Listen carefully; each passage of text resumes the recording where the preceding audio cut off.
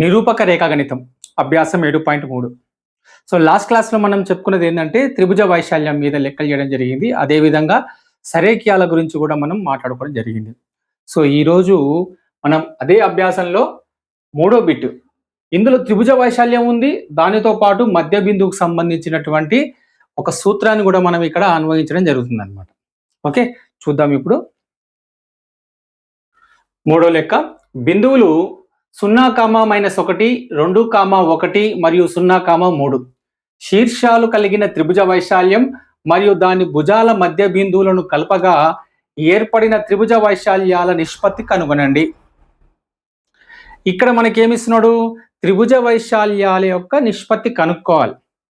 అంటే ఇక్కడ ఇచ్చినటువంటి 3 బిందువులను ఉపయోగించి మనం ఏం చేస్తున్నాము? త్రిభుజ వైశాల్యం కనుక్కోవాలి.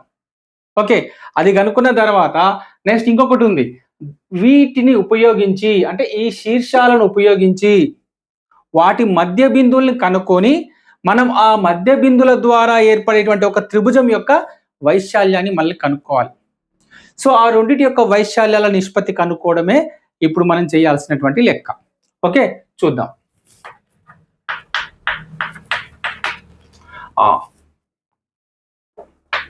బిందువులు ఏ 0, -1 అనుకుందాం ఒకటి, ఇది బి అందాం, 2, 1, సి 0, 3. ఓకే, ఇప్పుడు ఇచ్చిన బిందువులతోటి మనం ఏం కనుక్కోవాలి? త్రిభుజ వైశాల్యం కనుక్కోవాలి.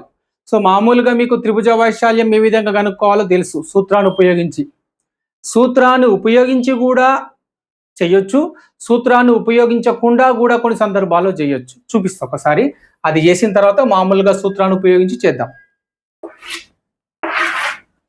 ఇది గ్రాఫ్ కదా, ఇప్పుడు ఇది 1, 2, 3, 4 అనుకుందాం. ఇక్కడ -1, -2, -3, ఇక్కడ 1, 2, 3, -1, -2, -3. ఓకే, ఇది ఒక గ్రాఫ్ లాగా గీసుకున్నాం కదా, రైట్. ఇప్పుడు మనం ఏం చేద్దామంటే ఏ 0, -1, ఇది 0 కదా, 0, -1, y అక్షం మీద -1 అంటే ఇదే కదా. సో ఇక్కడ నేను గుర్తిస్తున్నా, చూడండి ఒక బిందువు, ఇది ఏం బిందువు? ఇది ఏ 0, -1. నెక్స్ట్ బి 2, 1, x మీద 2, y మీద 1, ఈ రెండు కలిసే చోటు ఇక్కడ, ఇది బి. నెక్స్ట్ సి 0, 3, x మీద 0, y మీద 3 ఇక్కడ. ఇప్పుడు ఈ 3 బిందువులను కలిపినట్టయితే మనకు వచ్చేది ఒక త్రిభుజం, రైట్. ఇప్పుడు గీస్తున్నా చూడండి,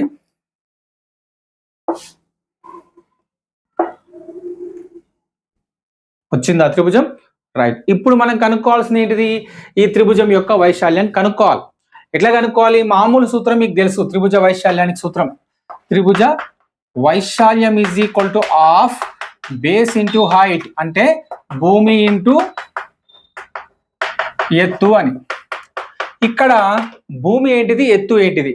చూడండి, ఇక్కడ ఇది భూమిగా తీసుకుందాం, ఇక్కడ నుంచి ఇది హైట్ గా తీసుకుందాం.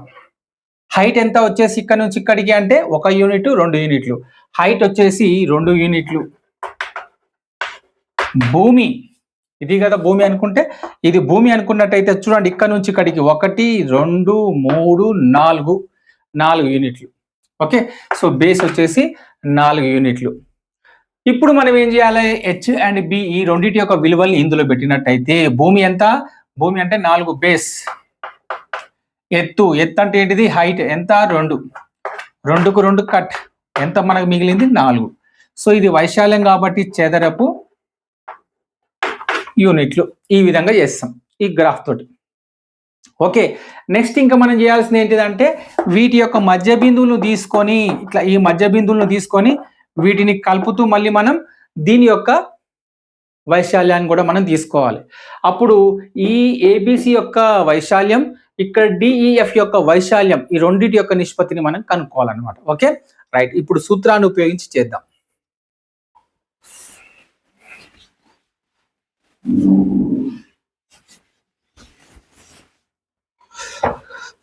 చూడండి ఇక్కడ త్రిభుజ వైశాల్యం సూత్రం ఏంటిది ఇక్కడ of x1 of y2 minus y3 plus x2 of y3 minus y1 plus x3 of y1 minus y2. Okay, దీన్ని మనం మళ్ళీ బాక్స్లో పెడదాం. చూడండి ఇక్కడ సో మనం ఏం చేయాలి, ఇక్కడ x1 y1 y2 ఇవన్నీ కూడా మనం ఇక్కడ గుర్తించుకోవాలి కన్ఫ్యూజన్ కాకుండా. So x1 y1 x2 y2 x3 y3. Just ఇప్పుడు మనం ఏం చేయాలి, ఇక్కడ ఉన్నటువంటి బిందు నిరూపకాలని ఈ సూత్రంలో ప్రతిక్షేపించుకుంటే చాలా ఆన్సర్ వచ్చేస్తుంది. చూద్దాం. x1 ఏంటిది 0, మీకు చెప్పేసిన ఎక్స్ తోటి ఇక్కడ 0 కనుక ఉంటే దీనితోటి ఇంకేమున్నా సరే గుణించేస్తే 0 అయిపోతుంది. ఇది 0 వచ్చిందంటే దీనికి క్యాల్కులేషన్ అవసరం లేదు, ఇక complete 0 రాసుకోవాల్సిందే. y2 1 minus y3 3 plus x2 అంటే ఎంత 2 y3 3 మైనస్ y1 ఎంత -1. చూడండి ఇది లాస్ట్ క్లాస్ లో కూడా చెప్పుకున్నాం, మైనస్ కు మైనస్ పెట్టుకున్నాం, y1 కి ఏముంది మళ్ళీ -1 వచ్చింది. సో ఈ మైనస్ గుణించేస్తే వచ్చేది ప్లస్. సో y1 ఎంత 1 ప్లస్ x3 అంటే 0, ఇది కూడా 0 వచ్చేసింది, మనకు సింపుల్ అయిపోతుంది కొద్దిగా. తర్వాత y1 -1 మైనస్ y2 1. 0 తోటి మనం క్యాల్కులేషన్ చేయాల్సిన అవసరం లేదు, ఎందుకంటే దీని వాల్యూ మొత్తం కూడా 0. ఆ 0 రాసుకోవాల్సిన అవసరం కూడా లేదు మనం. ఓకే, 0 అయిపోయాక వదిలేయండి. ఇది 2 3 ప్లస్ 1 4 ప్లస్ ఇది 0 తోటి ఇంటూ వేసే 0, ఇక రాసుకోవాల్సిన అవసరం లేదు కాబట్టి దాన్ని వదిలేయండి. ఇప్పుడు 2కు 2 క్యాన్సల్, మిగిలింది ఎంత 4 చదరపు యూనిట్లు. సో మనకి ఇక్కడ ఏబిసి అనేటువంటిది ఏంటిది, ఇక్కడ ఒక త్రిభుజం. ఓకే, అది ఇక్కడ రాస్తున్నా. ఇది ఏ, ఇది బి, సి. ఈ ఏబిసి త్రిభుజం యొక్క వైశాల్యం ఎంత అంటే 4 చదరపు యూనిట్లు అని చెప్పి మనం తెలుసుకున్నాం. ఓకేనా, రైట్. నెక్స్ట్ ఇప్పుడు మళ్ళీ మనం ఏం చేయాలి, ఇక్కడ దాని భుజాల మధ్య బిందువులను కలపగా, అంటే వీటికి భుజాలు ఉన్నాయి కదా, ఇదొక భుజం ఇదొక భుజం ఇదొక భుజం.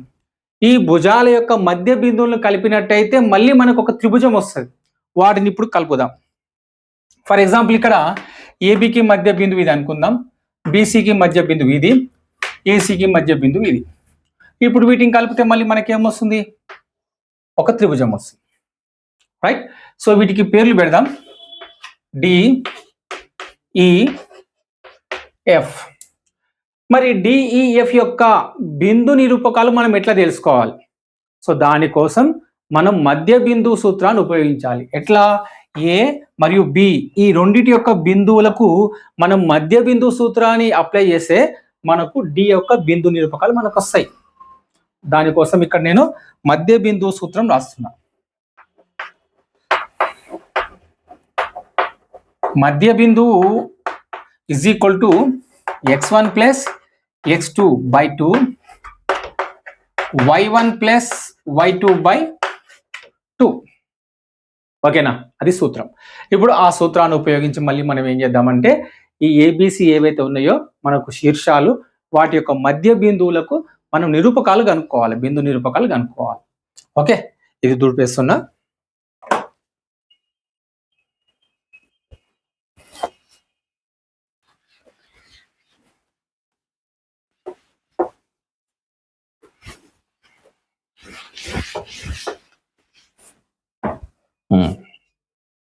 సో ఇప్పుడు ఏబి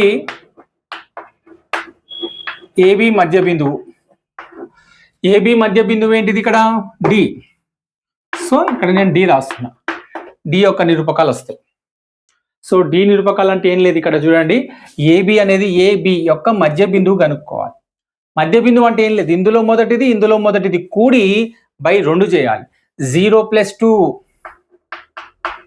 బై 2 x1 x2, అదే కదా x1 x2. ఇందులో మొదటి నిరూపకం కూడి 2 చేయాలి. అయిపోయింది. Next y1 y2 -1 +1 /2.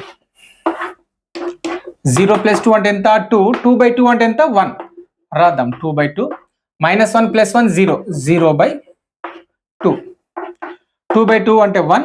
0/2 అంటే 0. వచ్చింది మనకి. ఏమొచ్చింది? డి యొక్క నిరూపకాలు మనకు వచ్చినాయి 1, 0. అది ఇక్కడ రాస్తున్నాం. 1, 0 రాద్దాం. నెక్స్ట్ ఇప్పుడు మళ్ళీ మనకి ఏం కావాలి? బీసీ తీసుకుందాం. బీసీ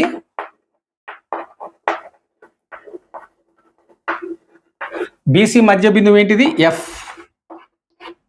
ఓకే, ఇప్పుడు బీసీ మధ్య బిందువు ఎఫ్ అనుకున్నప్పుడు బిసి నిరూపకాలు మనం ఎక్కడున్నాయో చూడాలి. ఇది బి, ఇది సి. అంటే ఈ రెండింటిని కూడి /2 చేయాలి. 2 + 0.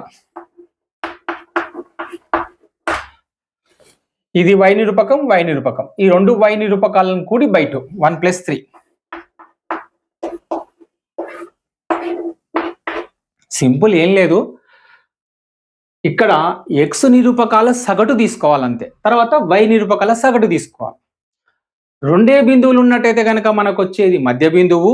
3 బిందువులు కనుక ఉన్నట్టయితే సగటు తీసుకుంటే x నిరూపకాల సగటు, y నిరూపకాల సగటు తీసుకున్నట్టయితే మనకు గురుత్వ కేంద్రం వస్తుంది. 2 బిందువులు ఉంటే మధ్య బిందువు, 3 బిందువులు ఇస్తేనేమో గురుత్వ కేంద్రం. ఇంకేం లేదు. Okay, right. 2 + 0 అంటే 2. 1 + 3 అంటే 4. 4/2. 2/2 అంటే ఎంత? 1. 4/2 అంటే ఎంత? 2. 1, 2. ఏంటిది ఇది? 1, 2 ఎఫ్ యొక్క నిరూపకాలు. ఇంకా మనం కనుక్కోవాల్సింది ఈ కనుక్కుందాం. ఓకే, నోట్ చేసుకోండి. ఓకే,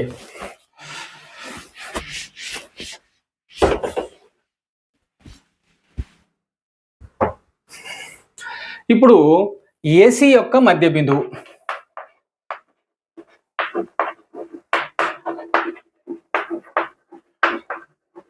ఏసీ మధ్య బిందువు ఏమవుతుంది అక్కడ? ఈ చూడండి, ఏ, ఇది సి. ఈ రెండు తీసుకుందాం మనం. ఇప్పుడు ఈ రెండు తీసుకున్నట్టయితే x నిరూపకాల సగటు 0 + 0. y నిరూపకాల సగటు -1 + 3/2. 0 + 0 అంటే 0. 0/2 అంటే 0నే. -1 + 3. 1 + 1 మైనస్ తీసేయాలి. మూడిట్ల నుంచి ఒకటి పోతే 2. 2/2. 0, 1. సో ఈ నిరూపకాలు కూడా మనకు వచ్చినాయి 0, 1. ఓకే, ఇప్పుడు మనం వచ్చినటువంటి డిఈఎఫ్ త్రిభుజం ఏదైతే ఉందో ఆ త్రిభుజం యొక్క వైశాల్యం మనం కనుక్కోవాలి. సో ఏబిసి మనకు వచ్చింది ఏంటిది? ఇక్కడ రాద్దాం. ఏబిసి త్రిభుజ వైశాల్యం ఎంత వచ్చింది మనకు? 4 చదరపు యూనిట్లు వచ్చినట్టే కదా ఇంతకుముందు. ఇప్పుడు మనం ఏం చేయాలి? త్రిభుజం డిఈఎఫ్ వైశాల్యం కనుక్కోవాలి. ఓకేనా? ఇప్పుడు అదే చేద్దాం. ఇప్పుడు చేద్దాం.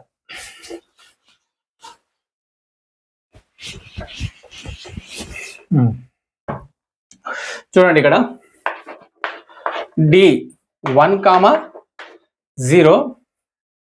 నెక్స్ట్ ఈ 0, 1. తర్వాత ఎఫ్ 1, 2. ఇవి 3. సో ఎప్పటిలాగే మనం ఏం చేద్దామంటే దీన్ని x1, y1, x2, y2, x3, y3 అనుకుందాం. మళ్ళీ త్రిభుజ వైశాల్యం కూడా రాసేద్దాం. త్రిభుజ వైశాల్యం = 1/2 mod x1 of y2 - y3 plus x2 of y3 - y1 plus x3 of y1 - y2. Okay, తర్వాత ఏం చేయాలి? బాక్స్ పెట్టాలి. చూడండి, ఇక్కడ 1/2 mod x1 ఎంత? 1. y2 1 మైనస్ y3 ఏముంది అక్కడ? 2 plus x2 0. Right. y3 2 minus y1 0 plus x3 1 y1 0 minus y2 ఏముంది 1. నెక్స్ట్ 1/2 mod 1 తోటి ఏది ఇంటూ చేసినా అదే వస్తుంది, ఆ వాల్యూ వస్తుంది. సో 1 - 2 ఎంత? -1. రాద్దాం. 1 ఆఫ్ -1 ప్లస్ 0 తోటి ఏది ఇంటూ చేసినా 0 అని చెప్పుకున్నాం కదా. సో ఇది రాసుకోవడం వేస్ట్, ఇక ఇది రాయకుండా నెక్స్ట్ అక్కడికి వెళ్దాం. Plus 1 of 0 - 1 -1 right. 1/2 ఒక ఎక్కం ఒకటి, ఏమొకటి -1 plus plus into minus minus -1. ఇక్కడ చూడండి మోడ్ యొక్క ఉపయోగం మీకు ఇక్కడ తెలిసి వస్తుంది. ఇది -1 -1 -2 కదా. అయితే ఇది ఎప్పుడైతే మోడ్లో ఉంటుందో అప్పుడు ఈ మైనస్ని మనం రాసుకోవాల్సిన అవసరం లేదు. ఇక్కడ చూపిస్తున్నా చూడండి, ఆఫ్ ఏం చేసిన ఇంటూ 2. ఈ మైనస్ రాయట్లేదు ఎందుకు? మోడ్ లోపల ఉన్నటువంటి విలువ ఒకవేళ మైనస్లో వస్తే, రుణాత్మకంగా వస్తే రాసుకోవాల్సిన అవసరం లేదు. అదే ఈ మోడ్ యొక్క విశిష్టత అనమాట. Okay right. 2కు 2 క్యాన్సల్. మనకు మిగిలింది ఏంటిదంటే 1 ఏంటిది? అది చదరపు యూనిట్లు. సో ఇంతకుముందు చేసిన దానికి 4 చదరపు యూనిట్లు వస్తే, ఇప్పుడు చేసినటువంటి ఈ డిఈఎఫ్ దానికి 1 చదరపు యూనిట్ వచ్చింది అనమాట. అది ఇక్కడ రాస్తున్నా.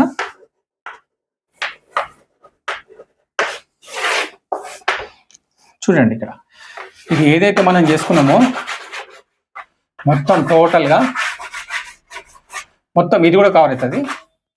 ఈ వైశాల్యానికి, ఈ మొత్తం ఏబిసి వైశాల్యానికి ఇది ఈ యొక్క వైశాల్యం యొక్క నిష్పత్తి ఎంత అంటే ఇప్పుడు చూద్దాం.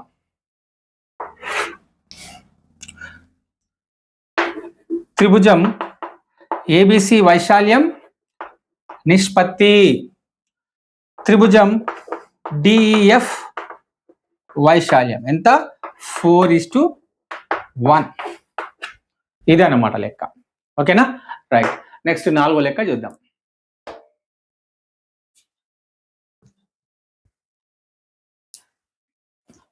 నాలుగో లెక్క, బిందువులు -4, -2, -3, -5, 3, -2 మరియు 2, 3 శీర్షాలుగా గల చతుర్భుజం యొక్క వైశాల్యం కనుగొనండి.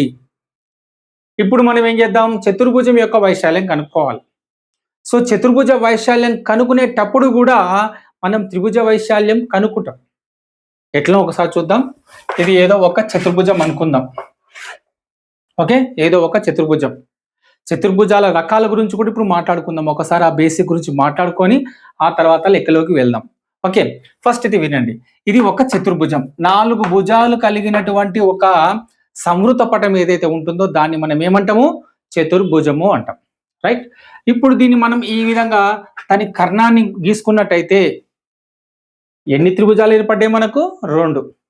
సో మళ్ళీ మామూలుగా మనం ఏబిసి, ఇది ఏ అనుకుందాం, ఇది బి అనుకుందాం, ఇది సి అందాం, డి అందాం. సో మనం ఇప్పుడు ఏం చేస్తాం? దీని యొక్క వైశాల్యం కనుక్కుంటాం. అంటే ఏబిసి వైశాల్యం కనుక్కుంటాం. ఆ తర్వాత ఈ వైశాల్యం అంటే ఏసిడి వైశాల్యం కనుక్కుంటాం. ఈ 2 వైశాల్యాలని అంటే 2 త్రిభుజ వైశాల్యాలని మనం కూడినట్టయితే మనకు ఏబిసిడి అనేటువంటిది ఒక చతుర్భుజ వైశాల్యం వచ్చేస్తుంది. సో చతుర్భుజ వైశాల్యం కనుక్కోవాలంటే 2 త్రిభుజ వైశాల్యాలు కనుక్కొని వాటిని కూడిస్తే మనకు చతుర్భుజ వైశాల్యం వస్తుంది. ఇది మనం లెక్క చేయబోతున్నాం. ఓకే, దానికంటే ముందు ఏం చేద్దామంటే చతుర్భుజాల గురించి కొద్దిగా నేర్చుకొని ఆ తర్వాత లెక్కలోకి వెళ్దాం. బేసిక్స్ చూడండి. ఇక్కడ చతుర్భుజాలు,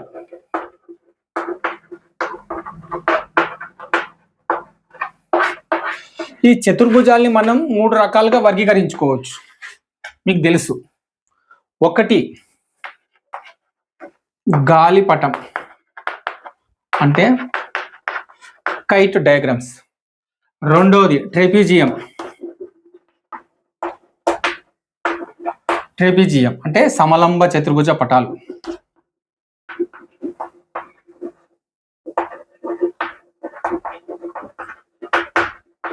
సమలంబ చతుర్భుజ పటాలు.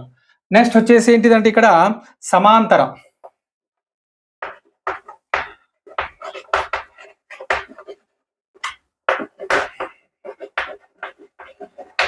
సమాంతర చతుర్భుజాలు, వీటి గురించి ఒక్కసారి తెలుసుకుందాం.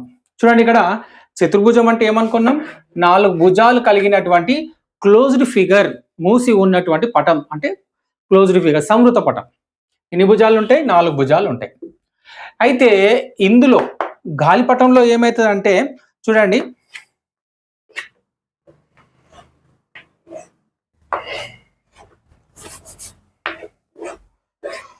ఇది గాలిపటం అన్నమాట.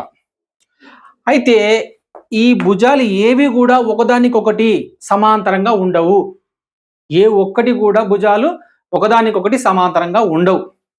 సో కాబట్టి ఏ ఒక్క జత కూడా సమాంతరంగా లేనటువంటి చతుర్భుజం ఏదైతే ఉంటుందో దానిని కైట్ డయాగ్రామ్స్ అంటాం, గాలిపటాలు. ఓకేనా? రైట్. ఈ ట్రెబిజియంలో ఏమవుతుందంటే ఒకటి మాత్రమే సమాంతరంగా ఉంటుంది, రెండో జత సమాంతరంగా ఉండదు. ఇందులో ఏ ఒక్క జత కూడా, గుర్తుపెట్టుకోండి, ఇందులో ఏ ఒక్క జత కూడా సమాంతరంగా ఉండదు. ఇందులో కేవలం ఒక జత సమాంతరము. ఇందులో ఏ ఒక్క జత కూడా సమాంతరం కాదు. ఏ ఒక్క జత కూడా సమాంతరం కాకపోతే అవి కైట్ డయాగ్రామ్స్, చతుర్భుజాలు. తర్వాత ట్రిపిజియం అంటే సమలంబ చతుర్భుజంలో ఏమైతుంది అంటే ఒక్క జత మాత్రమే సమాంతరంగా ఉంటుంది. ఏ విధంగా చూద్దాం. ఈ రెండు సమాంతరంగా ఉన్నాయి, ఈ రెండు సమాంతరంగా లేవు. జస్ట్ ఇవి మాత్రమే సమాంతరంగా ఉన్నాయి, ఇవి సమాంతరంగా లేవు. ఒక జత మాత్రమే సమాంతరంగా ఉంది కాబట్టి దీనిని మనం ట్రెపిజియం ఏమంటున్నాం? ట్రెపిజియం అంటున్నాం. సమలంబ చతుర్భుజ పటాలు అంటున్నాం, ట్రెపిజియం డయాగ్రామ్స్ అంటున్నాం అనమాట. ఓకేనా? రైట్. నెక్స్ట్ పారలోగ్రామ్కి వచ్చేసరికి మనకి ఏమవుతుంది అంటే ఇక్కడ 2 జతలు, ఇందులో ఏమో ఒక జత కూడా కాదు, ఇందులో ఒక జత సమాంతరం, అందులో 2 జతలు సమాంతరంగా ఉంటాయి. ఎట్లనో చూపిద్దాం. ఎట్లా ఉన్నాయి? 2 కూడా ఒక జత సమాంతరంగా ఉంది, ఇంకొక జత కూడా సమాంతరం. సపోజ్ ఇది ఇట్లా గీసిన అనుకుందాం, ఇట్లా. సో ఇది కూడా ఎట్లుంటుంది? ఇట్లా ఉంటుంది. ఓకేనా? అంటే ఇక్కడ ఇవి సమాంతరంగా ఉంటే ఇక్కడ ఇవి కూడా సమాంతరం. ఎన్ని జతలు సమాంతరంగా ఉన్నాయి? 2 జతలు సమాంతరంగా ఉన్నాయి. కాబట్టి 2 జతలు సమాంతరంగా ఉన్నట్టయితే వాటిని సమాంతర చతుర్భుజాలు అంటున్నాం. రైట్? ఓకే. ఈ సమాంతర చతుర్భుజాలు మళ్ళీ మనకు 3 రకాలుగా ఉంటాయి. అదొక్కటి నేర్చుకొని మళ్ళీ మనం లెక్కలోకి వెళ్ళిపోదాం. ఓకేనా? అవి ఏంటివి అంటే, ఒకటి చతురస్రం, రెండోది దీర్ఘ చతురస్రం, మూడవది వచ్చేసి రాంబస్. దీన్నే సమచతుర్భుజం అని కూడా అంటాం. ఓకేనా? ఇది. సో వీటి గురించి మనం సందర్భం వచ్చినప్పుడు మాట్లాడుకుందాం. ఓకేనా? రైట్. ఇప్పుడు నెక్స్ట్ మనం ఏం చేద్దామంటే ఈ బిందువులు -4, -2, -3, -5 ఏవైతే శీర్షాలు ఇచ్చిండో వాటిని ఉపయోగించి మనం ఏం చేద్దామంటే చతుర్భుజం యొక్క వైశాల్యాన్ని మనం ఎట్లా కనుక్కుందాం, త్రిభుజ వైశాల్య సూత్రాన్ని ఉపయోగించి ఎట్లా కనుక్కుందామో చూద్దాం.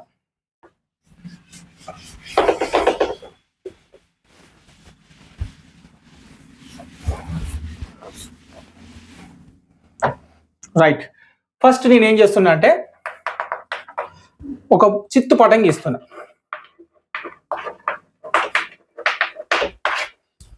ఓకే, చూడండి, ఇక్కడ ఏదో ఒక చతుర్భుజం, ఇలాంటి చతుర్భుజం ఇంతకుముందు చెప్పుకున్న 3 పటాలలో ఏ పటమైనా అనుకోనివ్వండి, అది చతుర్భుజం. ఓకే, ఇది ఏ ఎంత? -4, -2, B -3, -5, C 3, -2, D 2, 3. సో ఇప్పుడు మనం ఏం చేయాలంటే ఈ చతుర్భుజాన్ని 2 త్రిభుజాలుగా విడగొట్టుకోవాలి. ఎట్లా విడగొట్టుకోవాలి మనం? చూడండి, అయ్యిందా? ఏబిసి అనేటువంటిది ఒక త్రిభుజం. పై పటం నుండి ఏ -4, -2, బి -3, -5, సి 3, -2 దీని వైశాల్యం కనుక్కోవాలి. నెక్స్ట్ ఈ ఏసిడి ఈ వైశాల్యం కనుక్కోవాలి. ఏ -4, -2, సి 3, -2, డి 2, 3 ల వైశాల్యాలు కనుగొనవలెను. ఇదన్నమాట. అంటే ఇప్పుడు ఏబిసి శీర్షాలతోటి త్రిభుజ వైశాల్యం కనుక్కోవాలి, ఏసిడి యొక్క త్రిభుజ వైశాల్యం కనుక్కోవాలి. ఆ రెండు వైశాల్యాలని మనం కూడినట్టయితే మనకు చతుర్భుజం యొక్క వైశాల్యం వస్తుంది. రైట్, ఇప్పుడు చూద్దాం.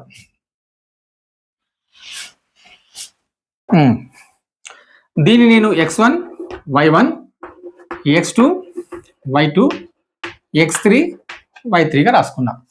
నెక్స్ట్ సూత్రం రాద్దాం. త్రిభుజ వైశాల్యం is equal to of x1 of y2 minus y3 plus x2 of y3 minus y1 plus x3 of y1 minus y2. Okay, right. 1/2 x1 -4 y2 -5 y2 ఎంత -5. తర్వాత మైనస్ y3 -2 x2 -3 -3 అంటే already ఇక్కడ plus ఉంది, plus into minus -3 y3 -2 minus y1 minus ఉంది, so okay, plus x3 y1 minus y2. ఓకేనా. Next -4 of -5 + 2 -3 minus -2 + 2 0 plus -2 + 5 3. ఇక్కడ చేద్దాం. 1/2కు 1/2. Okay, minus into minus plus 4 ముళ్ళ 12 ప్లస్ 12. ఇక్కడ చూడండి 3 × 0 0. సో 0 వచ్చిందంటే దీన్ని రాసుకోవడం అనవసరం, సో డైరెక్ట్ ఇది రాద్దాం. 3 ముళ్ళ 9 ప్లస్ 9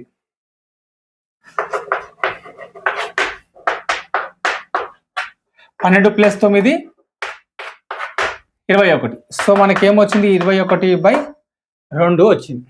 ఇదేంటిది? ఇది చతుర్భుజ వైశాల్యం. ఓకేనా, రైట్. ఇప్పుడు మళ్ళీ మనం ఏం చేయాలి? ఏసిడి వైశాల్యం కనుక్కోవాలి. ఓకే, ఇప్పుడు అది కనుక్కోండి, ఒకసారి చూద్దాం.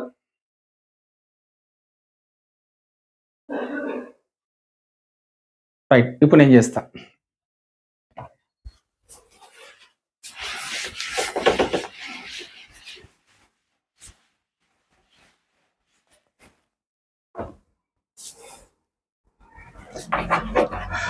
త్రిభుజం ఏసిడి నుండి ఏ -4, -2 సి 3, -2 డి 2, 3. సూత్రం రాద్దాం మళ్ళీ. Of x1 of y2 - y3 plus x2 of y3 - y1 plus x3 of y1 minus y2.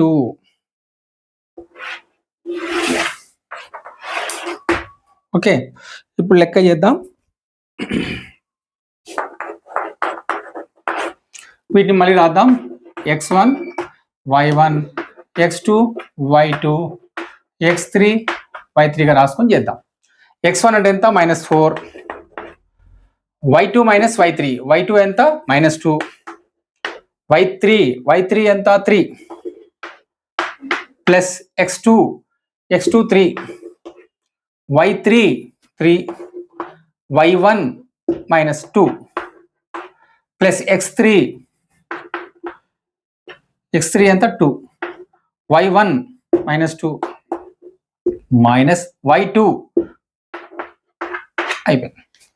ఇప్పుడు చూడండి ఇక్కడ -4 -2 -3 -5 plus 3 plus 2 5 plus 2 -2 plus 2 0 -2 minus plus 5 4 20 3 5 15 2 0 0 కాబట్టి రాసుకోలేదు నేను. ఓకే, ఇప్పుడు మిగతాది ఇక్కడ చేద్దాం. ఇక్కడ చేద్దాం 1/2 20 ప్లస్ 15 35. ఓకే, సో ఇప్పుడు మనకు వచ్చింది ఎంత 35/2 చదరపు యూనిట్లు. సో ఇప్పుడు మనకు రెండు వచ్చినాయి. ఏబిసి చదరపు ఏబిసి చతుర్భుజం యొక్క వైశాల్యం వచ్చింది. తర్వాత ఏసిడి త్రిభుజం ఏబిసి త్రిభుజం యొక్క వైశాల్యం వచ్చింది. ఏసిడి యొక్క త్రిభుజం యొక్క వైశాల్యం కూడా మనకు వచ్చింది. సో ఈ రెండింటిని మనం ఏం చేద్దాం అంటే కూడదాం. ఇక్కడ చేద్దాం 21/2 35/2. సో 2 కూడితే ఏమవుతుంది, ఇది సజాతి భిన్నాలు కాబట్టి కింద ఎంత ఉంది 2, పై రెండింటిని కూడేసుకోవాలి. 5 1 6 3 2 5 2 1 2 2 4 1 మిగిలింది 2 ఇందులో. సో మనకు వచ్చింది ఎంత 28 చదరపు యూనిట్లు. ఇదన్నమాట. ఓకేనా. సో ఎప్పుడైనా సరే మనకు ఒక 4 బిందువులు ఇచ్చి ఒక చతుర్భుజం యొక్క శీర్షాలు అయితే త్రిభుజ వైశాల్యం మనం 2 కనుక్కోవాలి. దీనికి ఒక త్రిభుజ వైశాల్యం, దీనికి ఒక త్రిభుజ వైశాల్యం. త్రిభుజ వైశాల్యం సూత్రాన్ని ఉపయోగించి మనం చతుర్భుజం యొక్క వైశాల్యాన్ని కనుక్కోవచ్చు అనమాట. ఇప్పుడు ఈ విధంగా. ఓకేనా. రైట్, నెక్స్ట్ మనం లాస్ట్ లెక్క చేద్దాం, 5వది.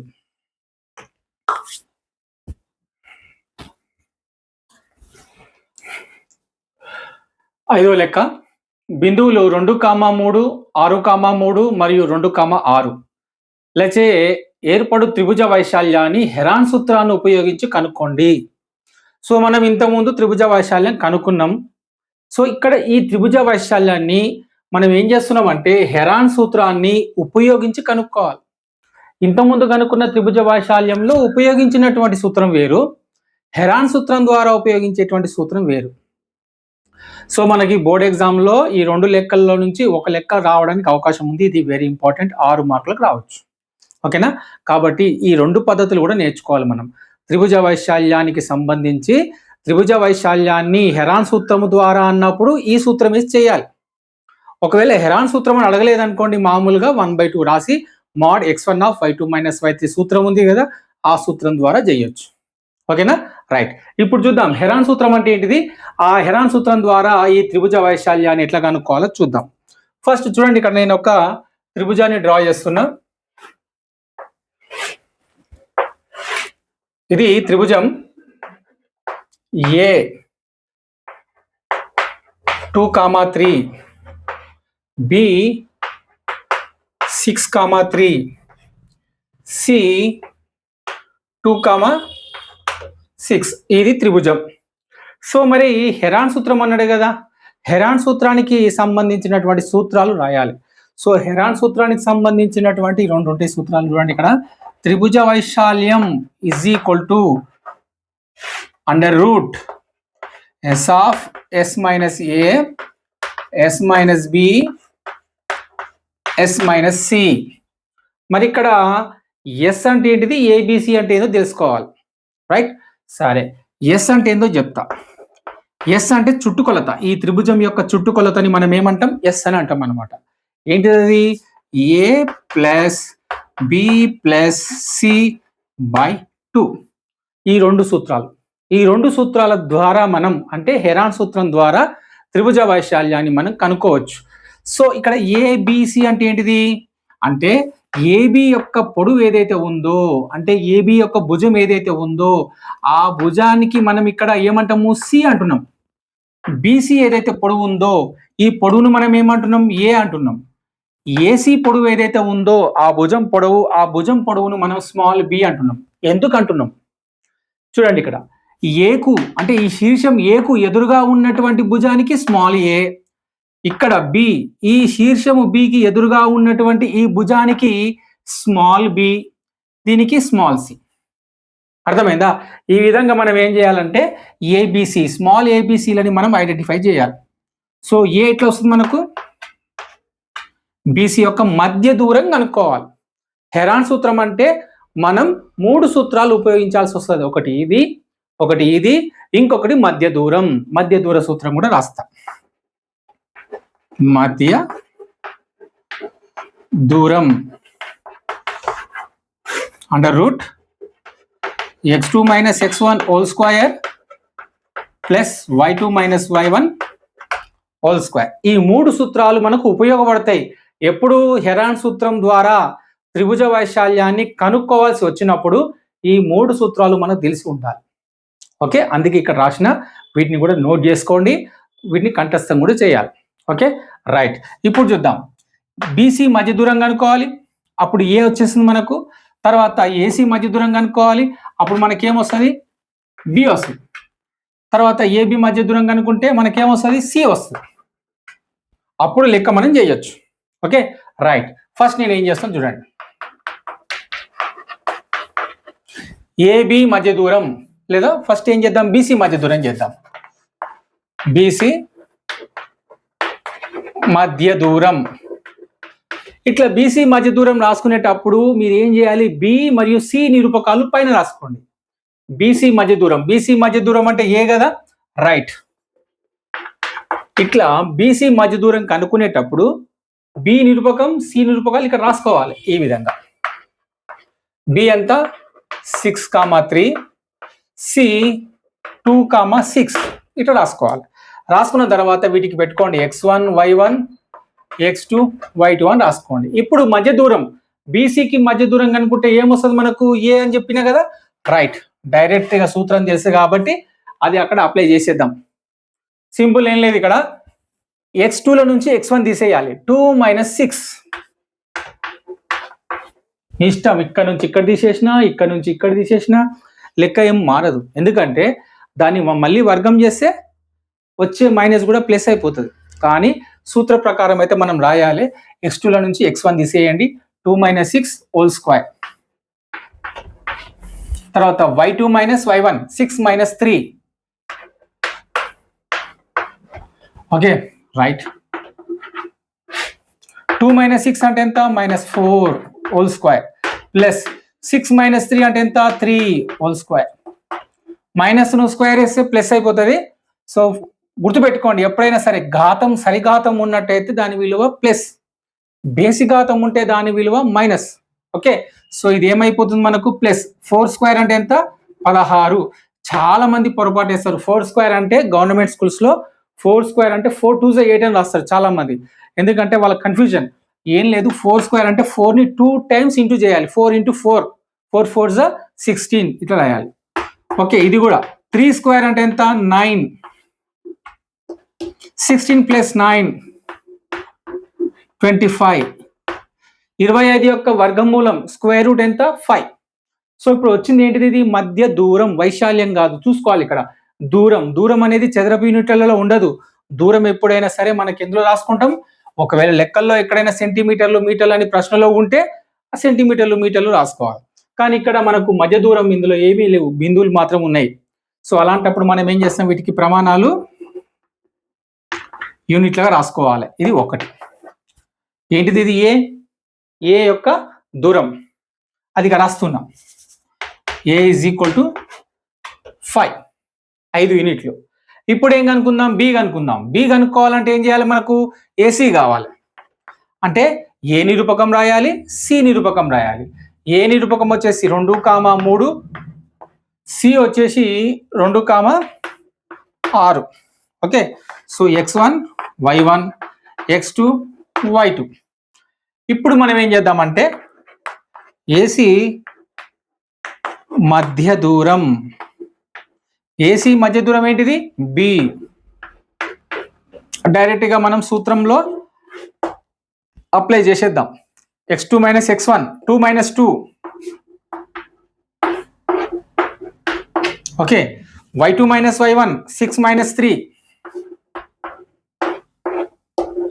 అంతే కదా.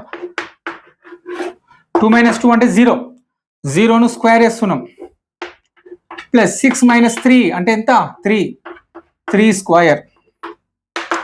0 స్క్వేర్ ఇక వదిలేయండి, ఎందుకంటే 0 స్క్వేర్ అంటే 0, ఇక 0 రాసుకోవాల్సిన అవసరమే లేదు, మళ్ళీ కంటిన్యూ చేయాల్సిన అవసరమే లేదు, దీన్ని ఇక్కడనే ఆపేయండి. 3 స్క్వేర్ అంటే ఎంత? 9. 9కు రూట్ ఎంత? 3 యూనిట్లు వచ్చిందా? బీసీ వచ్చేసి 5 యూనిట్లు, ఏసీ వచ్చేసి 3 యూనిట్లు. అది రాసేద్దాం.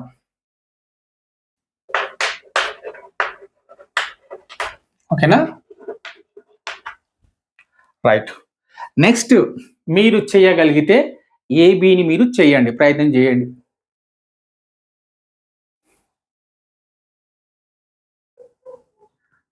Okay, right. ఇప్పుడు నేను చేస్తా ఏసీ, ఏబి నేను చేస్తా.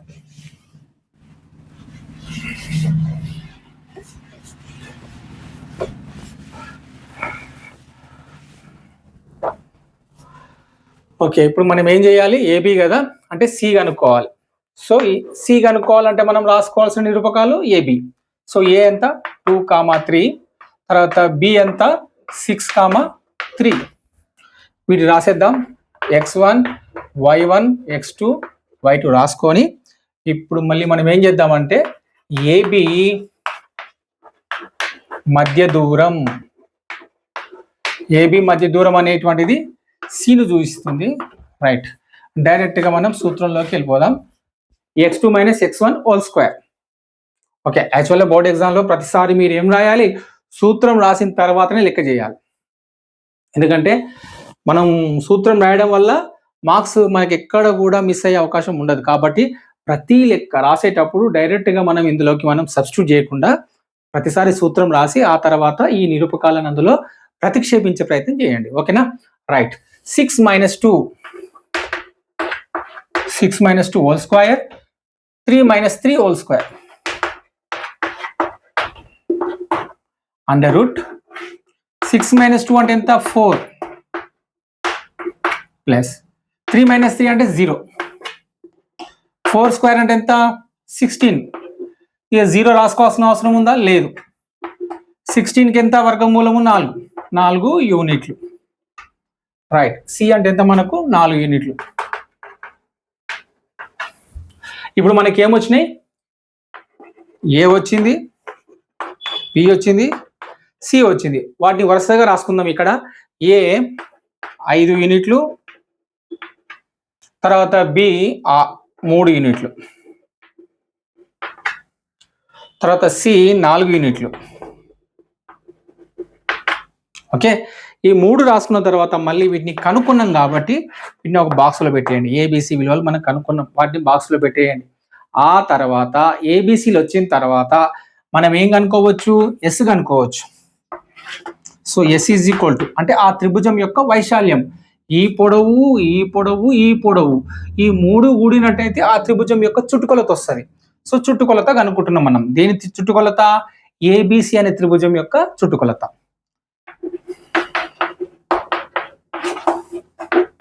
ఏ plus B plus C, A plus B plus C 5 plus 3 plus 4 by 2. 5, 3, 8, 8, 4, 12, 12 by 2 అంటే ఎంత? 6. చుట్టుకొలత. ఇది కూడా దూరమే కాబట్టి యూనిట్లు. Okay, right. ఇంతవరకు వచ్చింది.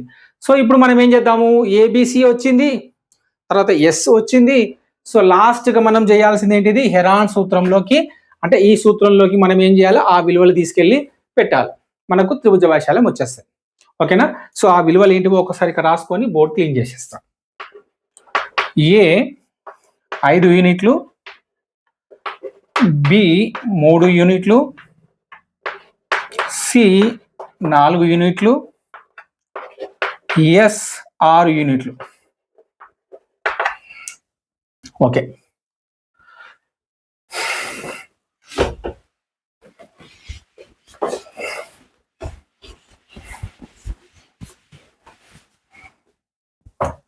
రైట్.